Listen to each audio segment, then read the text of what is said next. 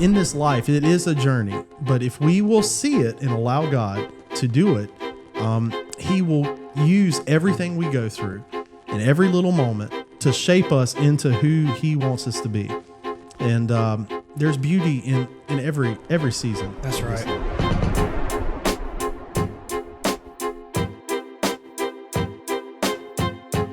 You are now listening to the Knights Around the Table podcast. Welcome back into Knights Around the Table podcast. This is episode 17, and we are sailing right on along with season number 2. And today is just the boys back at the table. We're very excited to have a conversation on Dear Younger Me. You know, if you were to write a letter to yourself, if you were to tell yourself things that maybe you wish someone would have told you as a younger version of yourself, what would it be?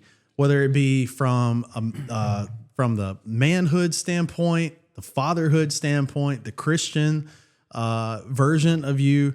You know, there's a whole wide range, I believe, of fun and exciting stories and nuggets that we're going to get out of this episode. I've been looking forward to this for a little bit.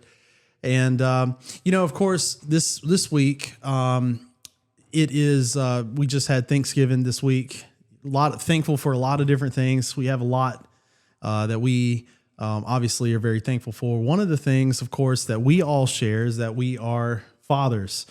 Kind of different dynamics because Jonathan has 2 young ladies, 2 daughters. Evan has a household full of testosterone, 2 boys, and actually a third boy on the way. That's right. And it is a boy. Is that news? Is that breaking news? Breaking news. Breaking news. So I don't have a single X in me, I guess. Yeah, I guess clearly not. So the dominant Lusk name continues. So 3 boys, 2 girls, and then I have a mixed bag. I have a boy and a girl. And so we have commonality in the sense we are fathers, little different dynamics as far as our household goes, I'm sure. But nevertheless, you know, there are lessons that I've learned as a dad. There are things that I said I would never do as a younger version of myself. Like I said that I would never drive a minivan. And I think we all said that. And I'm driving a Honda Odyssey now. In fact, we all are. We all are. Every one of us. Yeah. And the best little family rides. And so there are things that. Well, let me ask you about real quick. Yeah. Do you ever find yourself like? There are times when you're on a trip, family trip, and you have to take that. But are there times when, say, your wife's like, all right, I need some milk from the grocery store. You look at your truck and you look at the van, you're like, 100%. I did this last night. I came to the church a little late to make sure everything was ready for our Sunday morning service. This has been one of those weeks that we're not in here as much as we typically are. So I was in here a little bit late last night. My wife's van has heated seats. That's always a plus. And the whole truck, it doesn't. So, absolutely. You know, so there are things that... I've been there too. So. Yeah, and there's no shame in the game, you know. And around this table, we have shared a collection of content that has ranged from biblical insight to theology to testimony to stories. And it's all aimed to sharpen the listener, to sharpen us. You know, this time together is not just to sharpen exclusively the listener. It also is good for us around this table too. And as we think about the Thanksgiving and the things that we're thankful for, man, there's just so much. There's so many little things I think that we take for granted. You know, from honestly, just those little precious moments that are very fleeting as a father, like a child climbing up in your lap. You know, there was a day where I didn't think that I would really like holding hands with my little girl. Mm-hmm. You know what I'm saying? It was something I didn't really think. It wasn't even on my radar.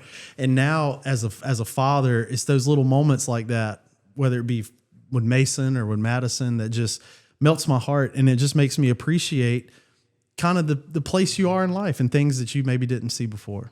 Well, definitely moments like that make time slow down. Yes. You know, there are times when you feel like you're just in a hurry and you want to kind of fast forward the parenting and just be like, all right, you get in the car, or, go to your room, go clean or whatever. But moments like that kind of makes you stop and realize like what you got. Yeah. Make sure you don't miss a moment. But Yeah, I my brother and his wife, they had identical twins. And I remember whenever I was a young dad like that, man, I wanted so bad for my kids to like hurry up and grow up past that age where, all they can do at that age is cry. That's their only form of communication.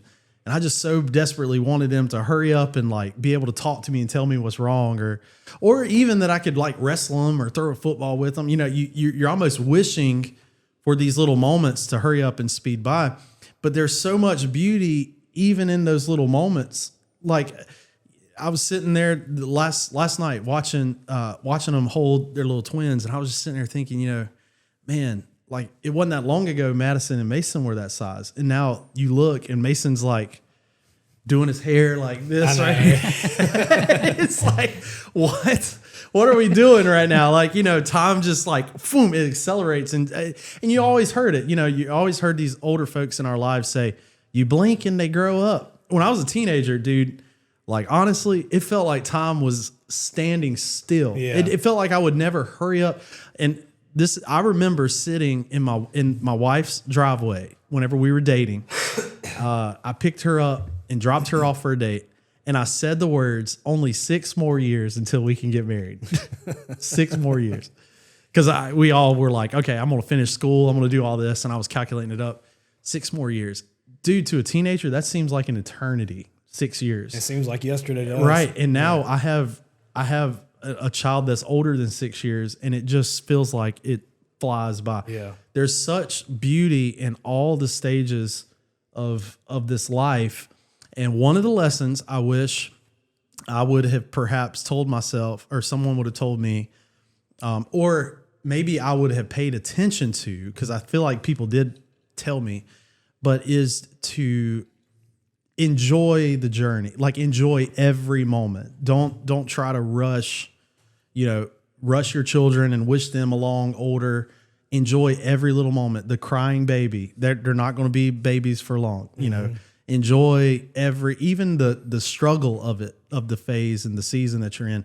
Take time to appreciate it, enjoy it, because life moves at such a rapid pace that those seasons come and go. And if you're not looking for it, you will miss the beauty in those seasons. There's so much beauty to be had in every season of life. Sure. And yeah, I've definitely had similar thoughts myself of even, my wife and I are about to be married for 10 years, not this coming year, but the next. And it just feels like it's just flown by. But yeah, concerning parenting, one of the areas that I learned from, is whenever you're a kid and your parents tell you something, either a piece of advice or they act like they can relate. Like you're like, nah, there's no way they can relate. Like they have this almost like you think they have this kind of Stone Age mind where they're so out of touch with, what you're experiencing and the things that you're going through when, and then when you become a parent, you realize like, okay, they're probably not that as out of touch as I thought they were. Right. Because you just effectively graduated from that. Yeah. Yeah. One portion time of your my life, dad told me, he said, anything you can even imagine or think of to try, I've already done like at least 6 times. So I think I was getting in trouble by something at that point then. But the fact is, whatever you can think you could possibly do, they've already experienced. And some of it good, some of it bad, but they know what works, what doesn't work. So when you think they're out of touch, they're not. And if you think about, like Zach, you can think back where Mason's at now. You can remember clear as day. Seems like yesterday when you were that age and running back. Oh, dude, yeah. So, and it might be 25 whatever years ago, but it seems like yesterday. Yeah. And it doesn't seem like the world's changed that much from when you were there. I mean, if you look at how they dress now. So if you look at my memory's serving me correctly, if I remember you that age, I was a little bit older, but I remember you. And if I picked you up, what you were wearing then, and dropped you in today's, I don't think you would look out of place. Yeah, But if I took your dad when you were that age and picked him up and dropped him, that would have looked way out of place in what was that, like 95 or so? Yeah, there was Another lesson that I probably would, thinking about that, looking out of place. We talked about this yesterday, plaid shorts. Oh yeah. You know? Yeah. We had plaid shorts, patch shorts. Dude, I went through a season where if it wasn't baggy pants, I didn't want it. In fact, I would cut the bottom of my pants with scissors, like just a little right at the little seam to make them things flare out a little bit more. And so we went through, you know, and now you see kids wearing these baggy pants again, and I messed up. I went to the mall and I bought me a pair of baggy pants, and just to try them. And I got myself in the mirror, and I was like looking. I was like, "Dang, yeah, I think I can pull them off." Pull it off. And I put them on the other day, and Kristen saw me in them. She's like, "I ain't seen you in baggy pants since like like middle school, high school, or whatever it was." But times change, you know. And that's funny because I mean. So from your perspective, the experience thing is not out of touch, right? Because I mean, it's like, you know, when it comes to like social media and like different things, and technological advancements, there are things that they maybe are out of touch on, but it's not a different necessarily like problem or struggle. Like it's the same struggle, but different avenue, different distribution channel, you know. And so it's kind of the same thing with the style, you know, like. You know, there are certain clothing styles that go, you know, come and go. And so plaid shorts being one of them. And then the other one I heard that kind of broke my heart. It was low cut socks, like the ankle socks. Yeah. Like when did those go out of style? I guess not. There's all like the mid calf. It's such a cycle because you remember back when we were kids, you'd see the grandpas walking around with their little tube socks up their ankle or their tan lines up. Well, early 90s, that's what everybody wore. Right. And you would pull them down and scrunch them kind of a little bit, make sure they had just the right wrinkles in them. And then they went to the no sock show. It's coming back. I'm waiting on the windsuits, the matching the 90s. You know, where you had the pants and the jacket to match. Those are comfortable too. Those are my favorite. Yeah, but you can't like sneak up on anybody. No, you can't. You can't. But you know, there's a lot of things that that changes as we get older. But obviously, it's like just like you said, some of the things are consistent. Some of the same struggles. As parents, how to raise children, the struggle of navigating, even biblically, when you really think about it and you put yourself, you know, in a biblical perspective, some of the same things that they went through the same thing. It was a different kind of culture. It was a different technology.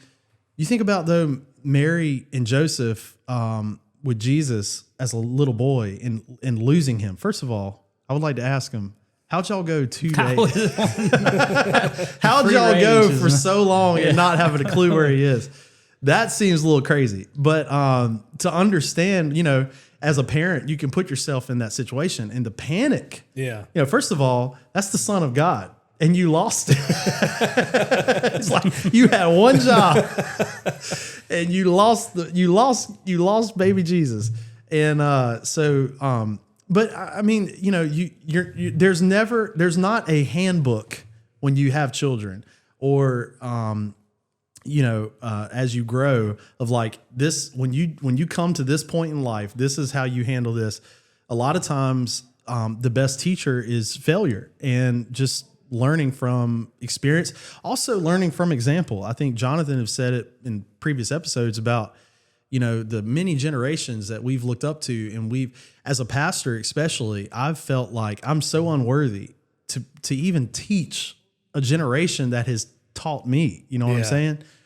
But as you grow, you see that that life has a way of teaching us all, and that's certainly something that is to be shared. Well, I think that's why testimonies are so fascinating. I know we kind of touched on that before. Yeah. Cameras were rolling, but testimonies and the word of what you've experienced are so powerful because not everybody has experienced the same thing. And so concerning parenting, like, you know, what your dad taught you, or maybe what my stepdad and my dad taught me, is that they could teach you based off of what they experienced, not necessarily things that they haven't. But you know, they try to teach you the life lessons from from what their dad taught them, they didn't do. They either teach you from their successes or from their failures. Yeah. And so then, when theirs aren't enough, then that's when you can use other people's stories to influence you. And so be it younger, be it older, there are a lot of ways that anybody's story can help touch you. Yeah. Something I just thought of and hearing you say that. As men, I think sometimes we have such a sense of pride about us that maybe this is hard, but I don't think we should be ashamed of our failures. I think we should be willing and able to share those things. Because Thank you. because there is something to be learned from failures. Yeah, it's almost like you can't know how something works until you know how something doesn't work. Exactly. And failure's the best teacher, especially is. if there's a high price to pay from it. So you can definitely get put on either the right track or start making really good decisions based off of that. Yeah. I think if somebody were to tell me sometimes some of the failures that come from certain actions, it would have kept me from walking in those same steps. I think because sometimes our failures, and I mean, nobody likes to admit that they failed. I mean, that just goes against every part of your anatomy. I mean, you want to be seen, especially as a man, as strong, being capable, the self-deprecating, it's just not even something that we like to do. And I'm not saying do it for our own demise, but do it to show that we are human, and that, especially to our children, I don't ever want to live a life in front of my children that that I'm flawless in the sense, I want to be that, but I want them to know if I've made a mistake. I want them to know that, okay, I'm not just holding them to a standard. I've said it many times on this podcast, but I'm not going to hold them to a standard that I'm not willing to hold to myself. Right. And I think there too is something with whenever you're teaching your kids the right way and wrong way to do things, not to just say, well, because the Bible says so in verse, Right. chapter 2, verse 13, say the verse, but also say the reason why I know is because I've done it, Right. or I didn't do it. Right. And so that puts it in perspective, like my parent isn't God, my mom Right. and dad isn't God, but they have learned from it and they've allowed God to use that Right. to grow them. So, Right. 100%. If you're a father or a man, in our instances, we're all fathers, but I hope no one gets really upset, but men are the leaders, or Right. they're natural leaders. Right. So as a leader, you're inspiring security or you're giving security to other people. Yeah. And you don't want to you don't want them to think that you're not going to give them security. So if you admit failure or you don't know, then they're going to start questioning their security, which then is going to, undermine your leadership. Right. So that's kind of where I get it from. You don't want to admit you're wrong. You don't want to admit you don't have the answer, and not just a answer, but the correct answer. Because if you do, then that means that you can't provide security. You can't provide a safe haven for them. And then, so then they're either not going to listen to you or go somewhere else for that security.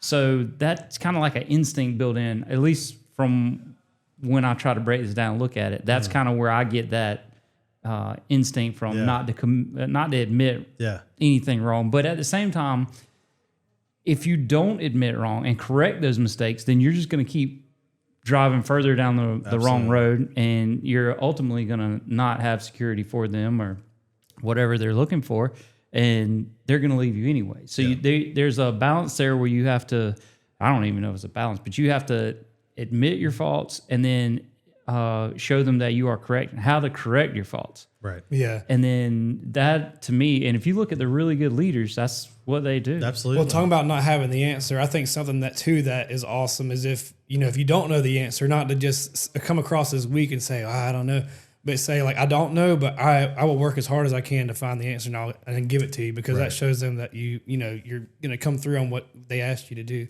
It is. I mean, it's still, you try to go as primitive or as basic as you possibly can. When I try to break these things down, I strip everything down to bare basics. So if you're out in the wilderness and you have your family and you don't have but the clothes on your back and you're providing for them, and you tell them, well, I don't have the answer, but I'm going to work for it as hard as I can. Basically, all they have at that point is hope that you figure it out. Because if you don't, then they're dead. So that's kind of where I'm getting this, you know, I'm not going to tell them, no, I don't. And especially if there's another family right beside it and they're like, well, they're like building a house over there or building shelter. And you're telling me you're going to, you know, you're going to work as hard as you can. That's not a wrong answer. And that's what needs to be done. And this is like way over, I guess, you know, however you would call it, way over dramatizing. Yeah, but I say that's that form of an analogy. Yeah, but that's just where I'm getting it from. This is where, you know, people who will not, like you could say the president, for example, he will not admit fault, but he's not going to. Right. And I mean, right or wrong, he's not going to because of that reason. Because if he admits fault, all the people who are out to get him said, look, this man doesn't know. Y'all need to come to us for, you know, to provide for you and lead you because we have the answer.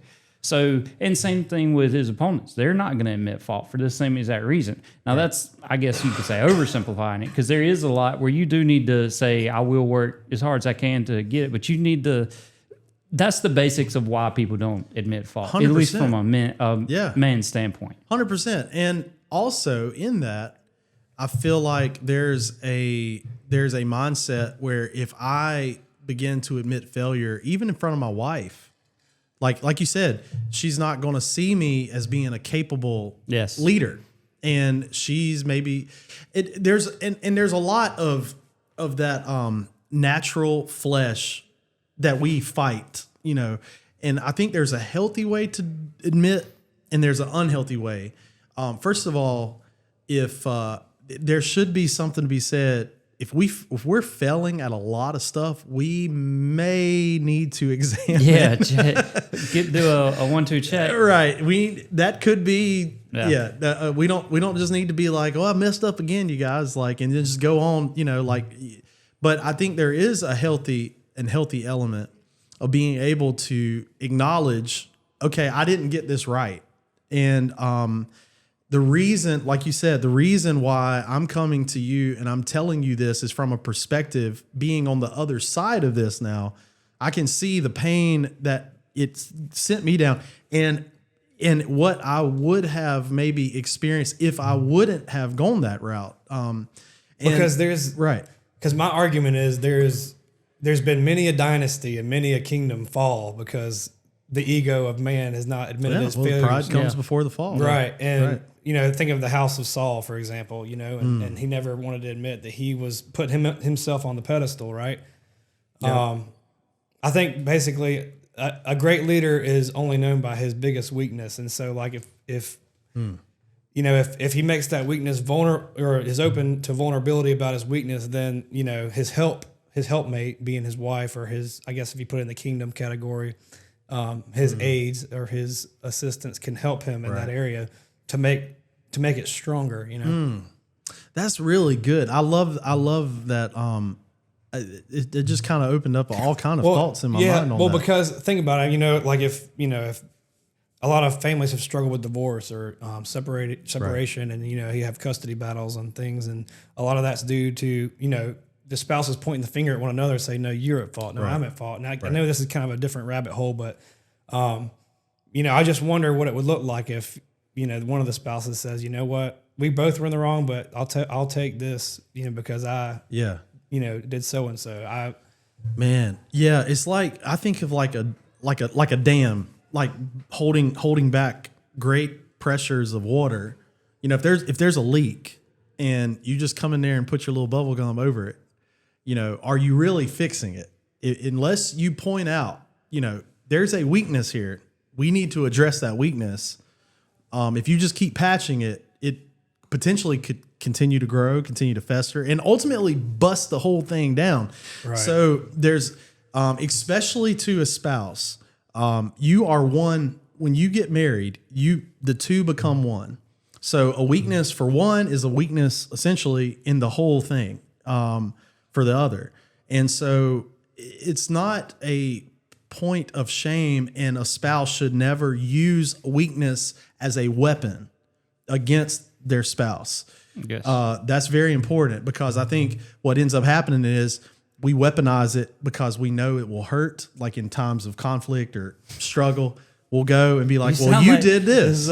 From experience? No, no. I was told this in marriage counseling, and I never really thought we were being counseled by the bishop at the time of the South Carolina conference and the IPHC, and Bishop Greg Amos, him and his wife. We'd go to their house, and I was youth pastor. I just began youth ministry, so we were being counseled as ministers. 2 ministers, which was really, really helpful for us. Because to be honest with you, we really didn't know what all we were getting ourselves into as far as ministry goes. It's a whole different than just being married. Now you're married and in ministry. That's totally different. And he gave us a lot of good advice. But one of the things that they said, and I'll never forget, was never use your words as weapons to intentionally cause harm. Love never hurts. Love never... Have you ever been in an argument, and y'all been married for, you said almost 10 years, so that's plenty of time. No one can make you more angry than your wife. No one can make you happier than your wife. But in those moments when you're having a heated debate, you've never you've got weird knees or something like that, or your toes are crooked.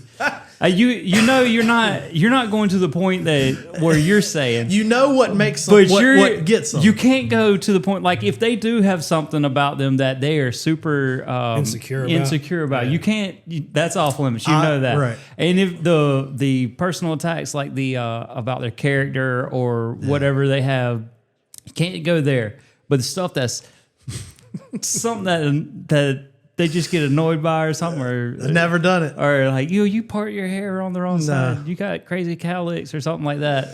Those it's just a subtle jab, but it's just I've never done that. I've never awfully done quiet that. over there. I'll just say this: if I have it, was in my flesh, not the spirit. In your flesh. Well, there's I mean, we're not perfect, Kristen and I, by no means, but we really haven't had an argument. I can't think of a time where we're they're not perfect. They're just not going to admit. No, it's easy. I don't know how to. I mean, maybe because it wouldn't be so if communication wasn't there. If I wasn't willing to say I'm sorry, if I wasn't willing to listen, all those things. But I was told never to do that, and I've listened to that because I can see that would become a big problem. Well, and it goes back to that analogy. If there is a dam and you have a hole in it and you know that's a weakness, if it's not addressed healthily in the right way, it could completely shatter the whole thing. And I think that's what you were talking about all these marriages that end. That, man, if you would have just communicated, if it would have just been put out there in a healthy way to mend it instead of use it to weaponize, because when you weaponize, it's just going to continue to get bigger. And then for long, you have a full wave of pressure coming down on you. Well, see, and to add kind of what you were saying earlier, I think as you kind of expose those weaknesses and you kind of learn to grow from them, you learn to, get help from people to address those things, then those wounds can start to callus over. And then I think in time, the more calluses you develop, the more strength and the more wisdom that people see in you, because they're like, okay, he's been through it. Mm-hmm. He's developed the calluses for these certain situations. And so that actually makes you tougher. That makes you more of a man, a godly man than just kind of tucking away and being all sheltered about it. 100%. Yeah. One of the bigger things also is I've learned, especially in business, is you cannot make decisions based off emotion. Yes. A lot of times. And you are an emotional creature, being humans. And dealing with your wife, that's even more so. So you have to, and it's hard not to have, make some decisions based off emotion, especially in your family and your personal life. But outside of your personal life, whether you're doing, your taxes or, figuring out what you should buy, whatever situation you're in, you have to take emotion out of it. And that is so hard. If you've ever been offended by somebody and then you're having to deal with them on something, you automatically want to, at least whatever you do not want to benefit them. Right. It's like, what can I do to stay away from this guy, hurt this guy, not benefit? Whatever I do, I don't want him to benefit. Well, from because you associate that one instance with them permanently. Yeah, I know exactly. And it's emotional. But if you look at it, if he benefits, do I benefit from this decision? Or if I choose this avenue, do I benefit from it the most out of all my options? And if he benefits from it, so be it, or that's well, or do I even care? Do I want him to benefit? Because I'm sure God wants him to, do well. And it's so hard to do that, though, being, having feelings. And it's just, something else that if you can somehow eliminate your emotion, like you're talking about, you get those callous feelings or calluses over those certain items, it's easier to make good decisions because you're not, your emotions aren't right there just getting, shedded on or whatever. And it's a very, I'd say, if you could figure out how to master that, it would be another leg up on everything. Yeah. I was thinking, and maybe I've shared this on this podcast before, but when Kristen and I got married, I didn't know what I seen examples of what it looks like to be a husband. But every relationship is different. Every personality is different. Every household is different. One of the things that maybe it's just kind of conviction or something, but I told myself going into my marriage that I didn't want to do two things in front of my children when I had them. I didn't want to argue in front of my kids or tear down their mama, in front of my kids. If we had a disagreement, we needed to discuss something. I wanted to be able to do that in a private sense. But also, and I know some people would say, well, it's important that the child does see how you handle conflict. And I'm not saying you run from it. I'm not saying you sit there and PG or G rate everything that you say and do. They can see conversation. But I think it's very important that we need to obviously understand every word we say and every action we do, there are little eyes that are looking at us. Yeah. And there are things that we just don't probably even consider would impact the child that completely impacts the child that we might not even realize.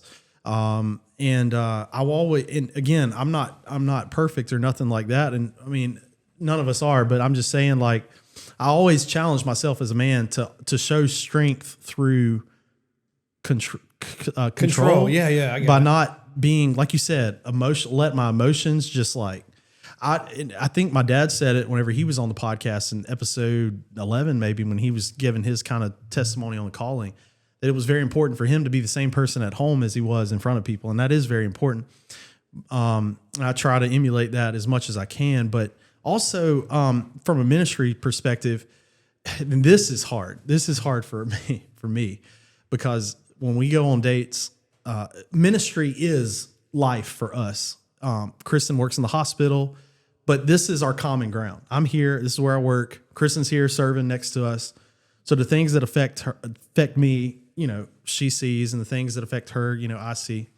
And oftentimes when we go on dates, inevitably the conversation will end up shifting back to ministry. And I have to be so intentional to like not let it get there. Not that I'm like, it's a bad conversation, but I have to make sure to basically let them know that they are above. Right. And exactly. But with my children and in ministry, if you are a child of a pastor's kid,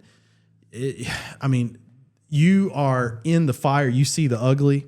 And I think that can be detrimental to a Christian child development in a pastor's home. That's why I think a lot of times, a lot of the pastor's children go crazy is because they see the ugly of church. And it's because their dad comes home and goes, man, like, did you see what so-and-so did at church today? And like, it's a constant like venting session. Yeah. And they absorb all of that. And so they're like, man, as it grows, it might be nothing when you first start, but as more of that kind of grows and festers, it turns into like, I don't want anything to do with this anymore.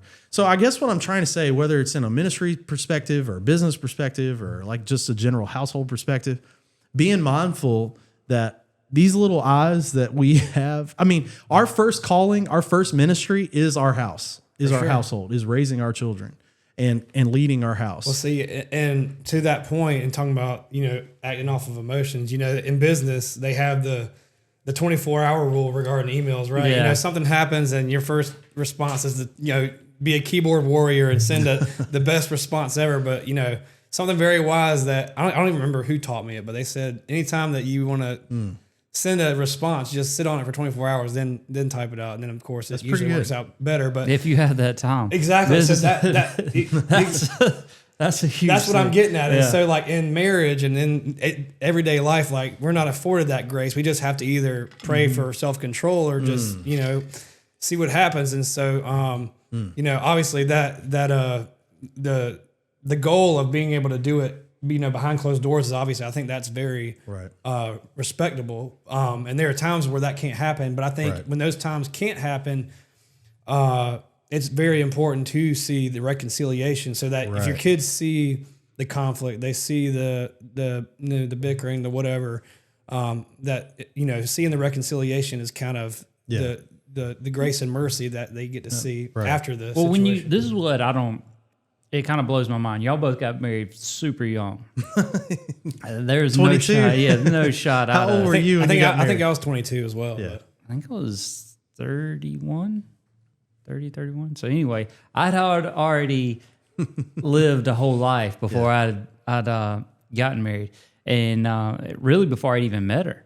So the point I'm trying to make, when you get married, especially that young, you shouldn't get a trial run, a practice run before you commit. Right. And if doing so, it's not like you get to practice or learn how to do it. All you have is what you've seen at home.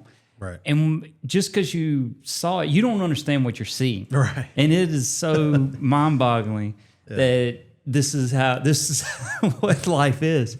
Is something that you're expected to grow up 18, early 20s, whatever age, find someone, a spouse, get married, and then live in utopia. I mean, that is the kind of like the idea. That's the expectation, at least. You know, and it is not like that at all. Right. And what's crazy is no one. It's like when you graduate. No one. They used to have the learn how to balance your checkbook and learn how to do all these things, and now it's just like poof. Yep. You're out in the world and you don't know anything.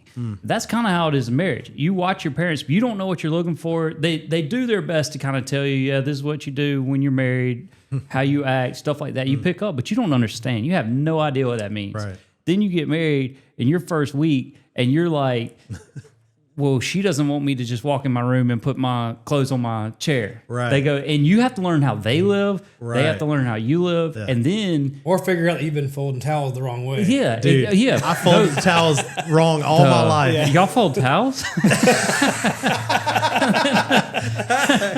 And then the toilet paper, no, it doesn't go like that. It goes like this.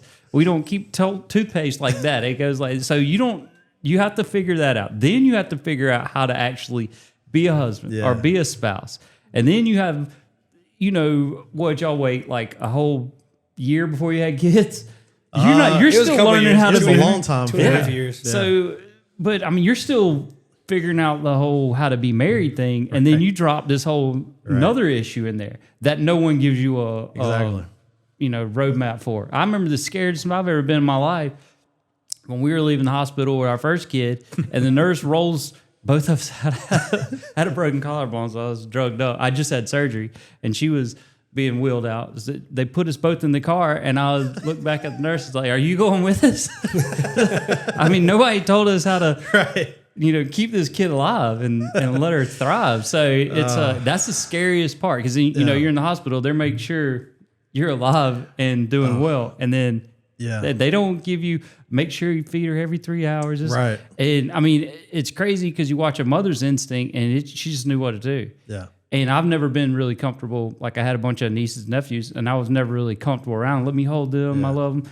I don't know if that's just a manly instinct or that was me, I didn't want to. I was like, yeah, you keep over there. I don't want to be responsible for you at this age, I'm with especially. you. Yeah. And then you get your kid, and it's just like, It I'll changes. hold no problem. But what do I do when it's hungry? Yes. And there's only so much you can do for it. So it's crazy that, you're expected to go from under your parents' care to that's it. And not just take care of yourself, but you're figure out how to live with your spouse, and and the whole time you're trying to be a good Christian. Right. All these things are going against you, stressing you out, trying to pull you away, giving you reason to or opportunity at least to go astray and leave the church. Well, but it's a from a worldly perspective, you can see why a lot of husbands and fathers fail. I think. Right? Yeah, I mean, 100% you can see it, but it's like you have the book and the roadmap on how to be successful with the Bible. But it's just so much going on. If it takes discipline, this is where your childhood does come in. If your parents drain that into your head or drill it into your head, this is how you live. Do not stray. This will keep you, successful. You're happy or whatever. This is your roadmap to life, and you follow that, you will be. But it is so hard to just because. Nobody, or I guess you'll figure it out on your own, but it's not like it's just a utopia. You don't just get married or you don't just grow up and, you have to pay bills. You get hungry, you get cold, you get sick. You stub your toe. There's people who, run a red light and hit you. Stuff happens to you every day. Right. And some of it's really bad. Some people get, crazy sicknesses and cancers and stuff that they don't foresee. Their washing machine breaks and they 2 months behind on rent. It's the difficulty in maintaining everything. And then on top of that, you're trying, like the Bible teaches, Jesus will heal all your needs or whatever. And that's true. But it is hard to see, like you were preaching this morning. Yeah. It is hard to just like give it away or give, all your trust over there and be like, yep, everything's going to be good. Yeah. And so it's hard. Fascinating to me that's how it is. It is. And I mean, and a lot of times it kind of feels like, I think of when you're talking about that, I thought of like these old Fort Sumter, some of these older forts that were around in the colonial era and stuff. And fatherhood and being a godly husband, to me, it feels like a lot of times being like the outer walls of that fort. Like you have everything cherished inside of that. And the whole time you're getting battered by, just consistently battered by outside fire. And then, you manage like if you're weak, then that'll break through. But if you're strong and you hold strong, you will have the scars to show for. You'll have the stories to show for it. But stories, those are good. That's the people that I'm most respectful of. Out of all the people you see, the people you have the most respect for are the people who are who've almost on their way out of life, and they're still married, and they're still involved in their church, or they're quality people. Their kids have grown up. They're doing well. They might not be rich. They might not be, they might still be living month to month on their little bit of Social Security that they get.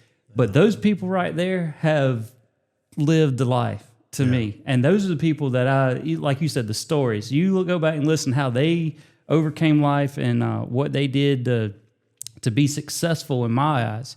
I'm like, man, those people right there, I respect. Yeah. And they didn't trade any of that for riches or fame or glory.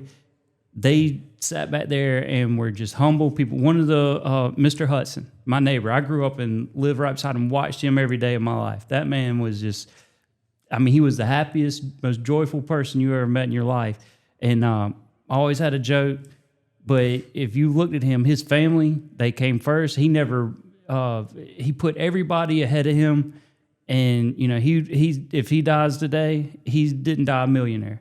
But that man in my eyes is one of the most rich people in to walk this earth. Wow. And people like that. He's just first name to come to my mind. But there's many of them out there like that, and that's what I always like. Our whole generation ahead of us and their fathers in this church, there's a multitude of examples.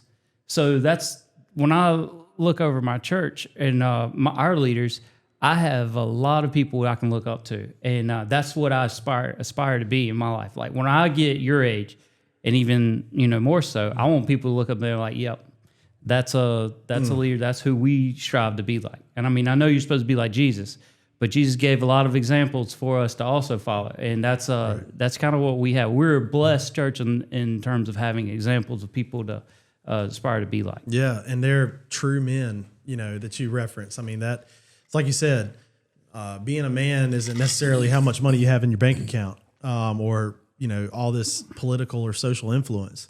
It's taking care of your responsibilities and doing so well.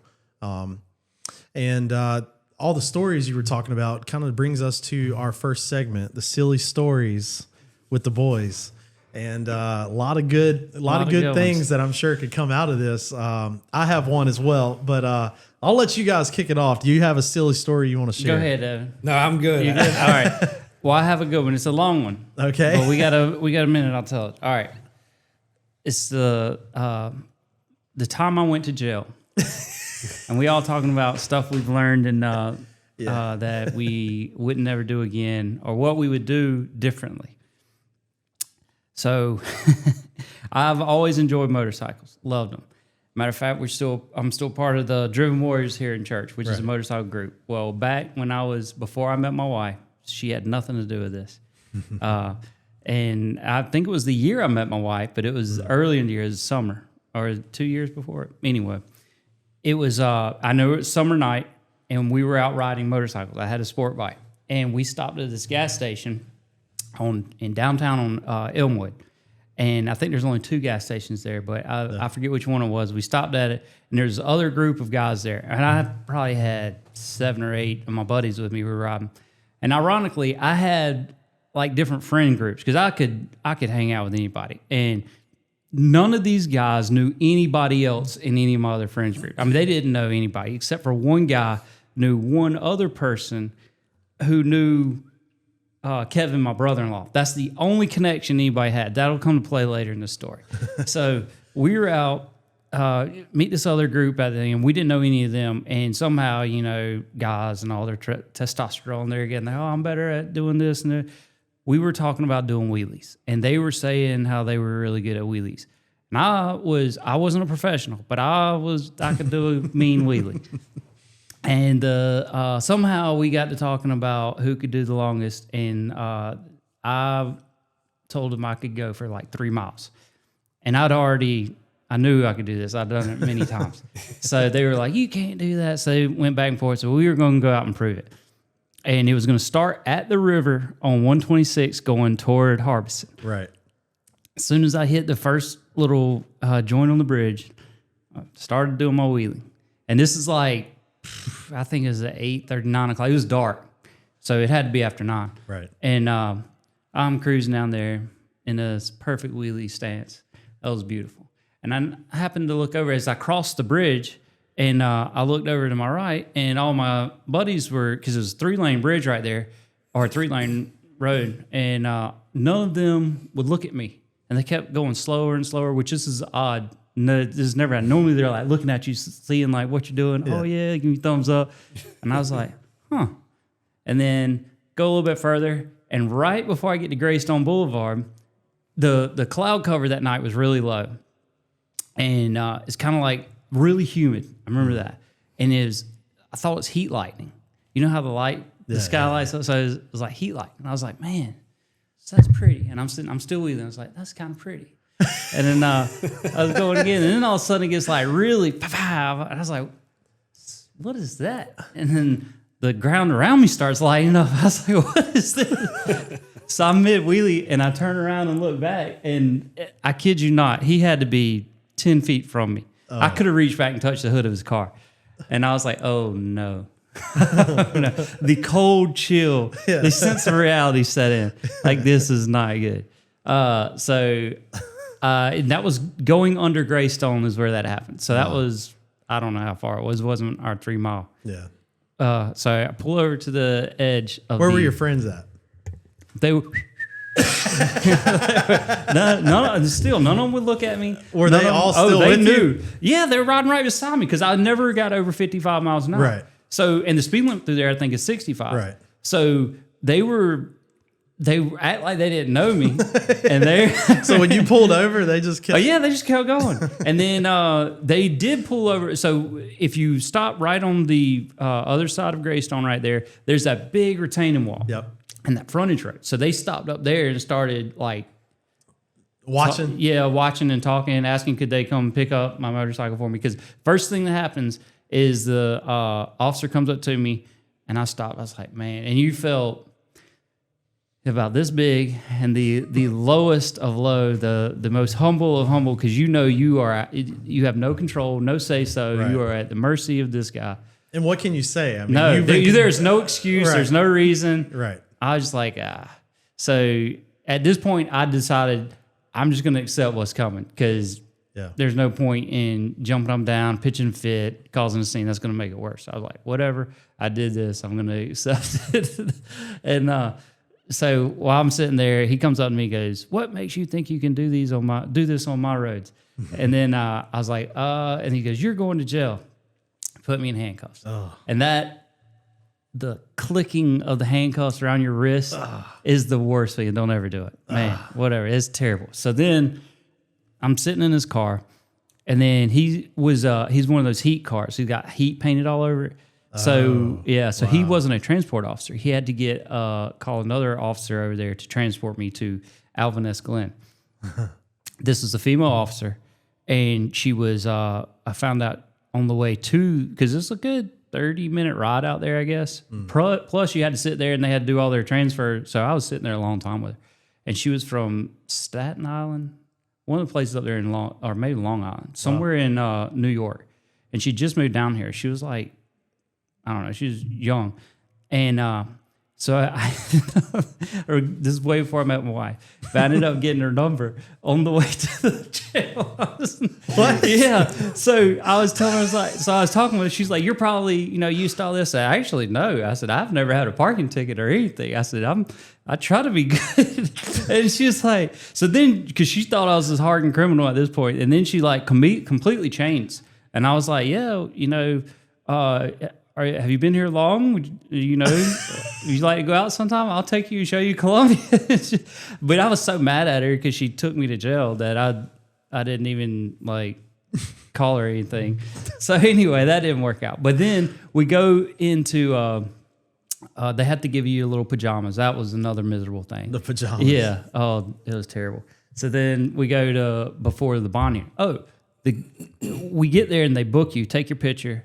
And you try to pose real. They never tell you when. That's why nobody has a good mugshot. They don't say like, all right, 1, 2, 3. They just like stand up there, and you're like, all right, look at the camera, and you're in the middle of like looking like this when they. All right, go sit over there. You're like, I wasn't ready. Go sit over there. So then I think they do that on purpose. Yeah, and then sure. So once they booked me, there was 2 lines. This line had 11 people in it, and then they said go start a new line over there. And the line with 11 people was going to bond hearing that night, so they got out that night. I was the first one in the next line that had to be stayed overnight, and my bond hearing would have been at 9 o'clock the next morning. This is where the ultimate humiliation comes in. So we go into bond hearing the next morning, go before the judge, and I'm sitting there in the back, waiting on my turn. You have to go stand in this little square, and the judge asks if anyone has a character witness, so you could call someone. When I got booked, I wasn't going to tell Jesus. I was going to, this was going to be my secret. Yeah, we wouldn't tell nobody. Jesus was never knew, coming. Yeah, he knew, so I didn't have to tell him, but I wasn't going to bring it up. And and back to my story, no one knew. No one knew in my group how to get in touch with anyone that was with me or that knew me. Right. No family, so no friends, nothing. It was my secret. I was about to say, would it have been normal for you to not come home or something? I was going to take care of that when I got home. Okay. When I got out, my plan was to walk back to, because my phone, I forget why it wouldn't work, but it was going to be a Friday when I got out. So I was going to walk home or walk to my motorcycle wheels in impound, get it, and then go home. I was not calling anyone. I'd already made that decision. So I'm watching all these people before me, do you have a character witness? So when you make your phone call, you can tell somebody, they'll come down and say, oh, he's really good. He's got 3 kids. He's a good father or whatever, good son. Try to make the judge be a little more lenient on him. So again, I'm thinking, whew, I ain't got to worry about somebody coming. So I'm standing there in the middle of my square, and they said, Mr. Jones, does he have a character witness stand in on his behalf? And the bailiff says, yes, his mother. And I said, oh, no. Oh, no. I said, how did you find out? How did this happen? So I'm standing there. He's reading me all my charges against me, and then like says, all right, well, you haven't had any charges. You get a whatever they call them, a bond, and you basically didn't have to pay because your first time. So I get to go back to, or before he asked me, was I guilty or not guilty? I said, I'm guilty. And then he says, does your mother have anything to say? And she said, mercy. I'm sorry about this time. Just dropped it down and drowned. She was so like, you've never seen your mother so disappointed in you in your life. And it was like, man. So that was my ultimate humiliation. I ended up getting out. And time stops. You talking about like time stops when your kid holds your hand. It's like, I was like, did they forget about me? What's going on? I'm going to be stuck in here forever. It was the worst ever. And but anyway, ended up getting out, and I still had to go to work the next day. My dad has still never said anything about that to me. Yeah, He didn't wonder where I was. He might have. I was wondering. Yeah, I was like, how did you find out about this? Yeah. And she goes, well, that one friend called your other friend, who called Kevin, and Kevin told Haley. And then this happened with like, I was still in the car on the side of the road. Everybody knew. I was like, man, it's because they told me like they showed me all the mass texts that went out, and it was like I want to say I got pulled over sometime right after dark, and it was like I don't know 15 minutes after that I was still in the car. Everybody, so you can't hide. Your sins will find you out. And I learned don't do that anymore. That is good story. Look, I know. That's something I've never been able to experience, and I hopefully will never experience. Is that? But I will dare say that if the John and now could talk to your John then, we would have a different game plan.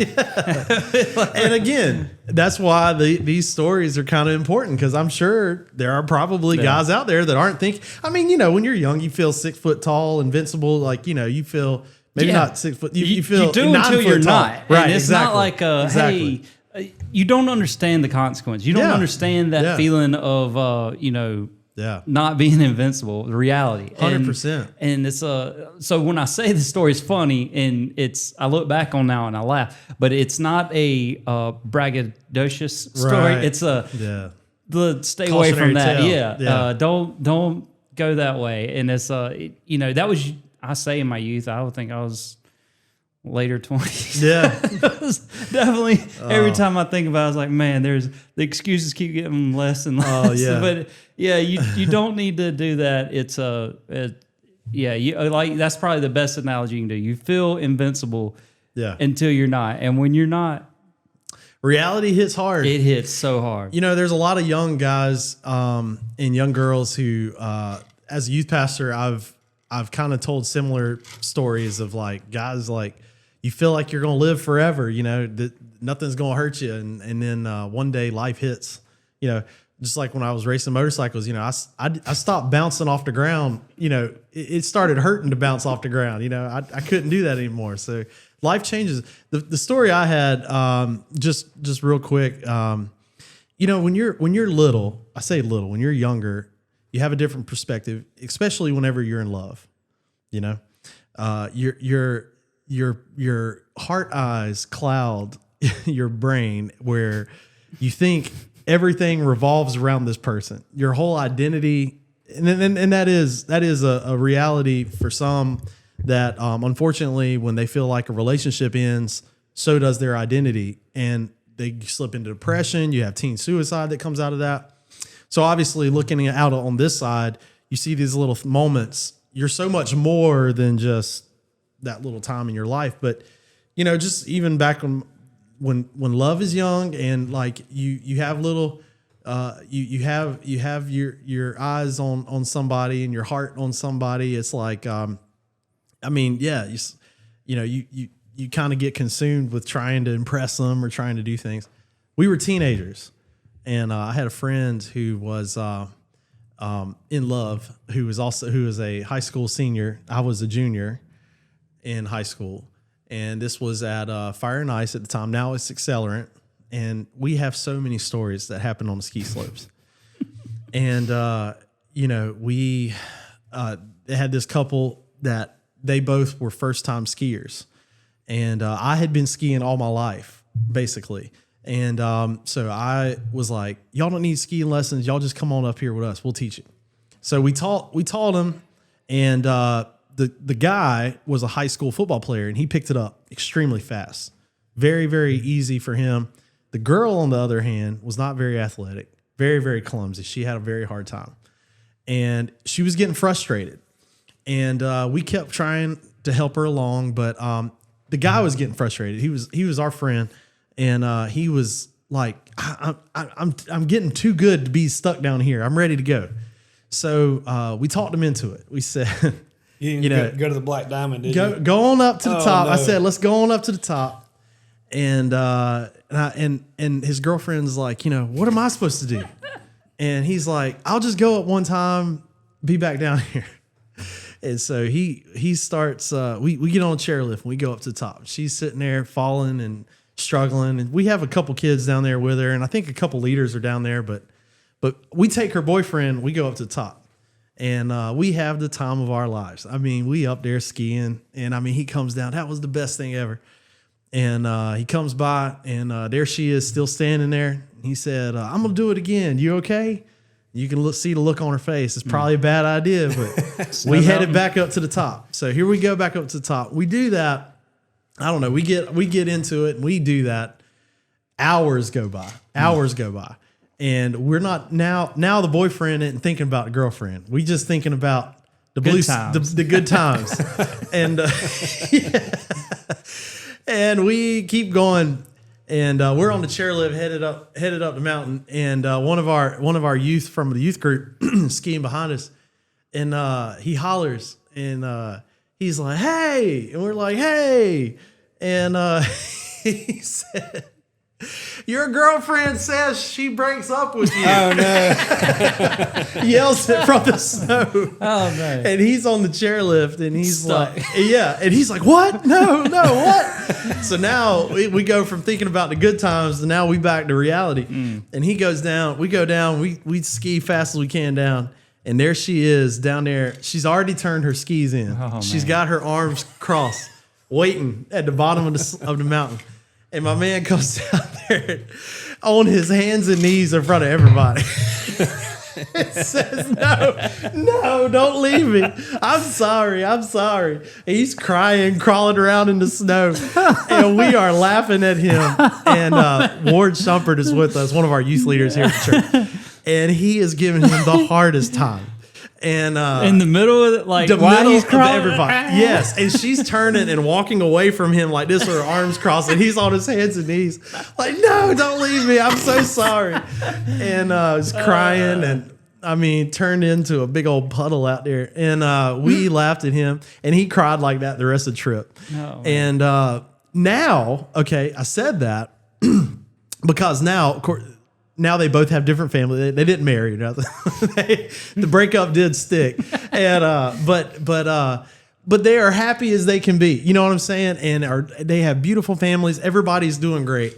And you look back at that time out there on the ski slope, and that boy thought his whole world was done. And it does mean a lot, you know, obviously at that time. But the older him would probably look at him and go, Yeah, bro. I mean, what Ward was saying, you know, come on, man. Like, you know, things come, things go, relationships come, the relationships go, and it's okay. But nevertheless, there are things that we go through in our life that affects us, and we feel overwhelmed and consumed when we're living in it. But on the other side of it, we see the lessons, as you shared, through those moments. But also, we see the big picture that a lot of these things that seem really hard are just seasons, and those things come, and we find blessing and beauty on the other side, and we find that the rain doesn't last forever. You know what I'm saying? The sun will come out again. So, as the scripture says, though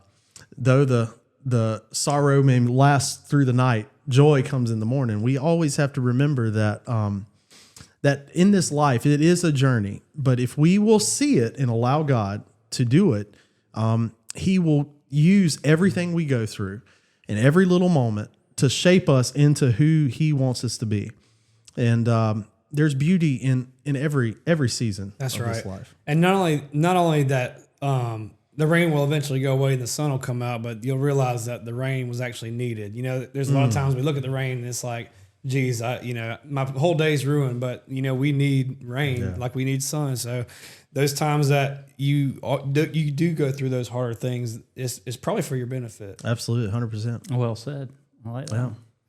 This has been a really good conversation and really kind of a raw one. Like we've pulled the curtain back on some things that, then there's nothing wrong. There's nothing wrong with being honest. Number one, to God, but also to each other. That, man, we're on this journey together. We're not perfect. We're going to make a lot of mistakes, and you know what? That's expected, and that's okay, because God recognized that we would never get it right. That's why He sent Himself through Jesus in flesh form to die for us, to make a way for us to know Him and to make it right.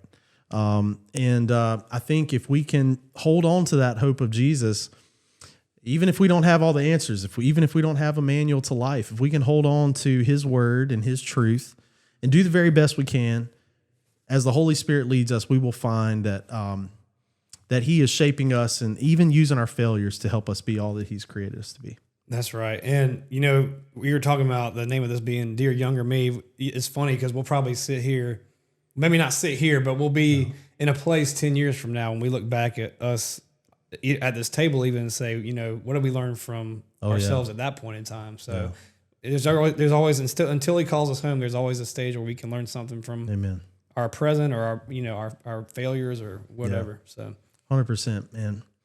This has been a really good conversation, and I hope our listeners have enjoyed it.